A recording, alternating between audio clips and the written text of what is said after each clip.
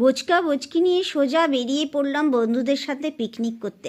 কি মজার দিন! সোজা চলে এলাম হারাডি মন্দির।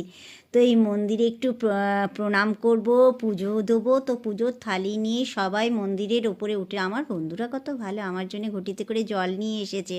তারপরে কি থালি নিয়ে একেবারে সোজা মন্দিরের ওপর উঠে গেলাম, ঘন্টা বাজিয়ে একদম সোজা মায়ের কাছে। এইটা হচ্ছে যে দিউড়ি মন্দিরে দিউড়ি মায়ের ছোটো বোন। তো ছোটো বোন বলতে এই মন্দিরে খুব ভালোভাবে আমাদের পুজো হয়েছে। তার পাশেই বাবা আছে, বাবাকেও আমরা পুজো করলাম। এখানে বাবা একটা নয়, অনেকগুলো বাবা আছে, মানে ছোটোখাটো সব মিলে। মায়ের মন্দিরের পাশে বাবা থাকবে না, এটা তো হতেই পারে না।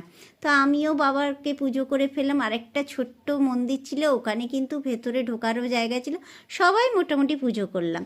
তো পুজো করে এসে বা দান দক্ষিণা দিলাম সবাইকে, আর ছোট ছোট শিব ঠাকুরগুলোকেও জল ঢেলেছিলাম।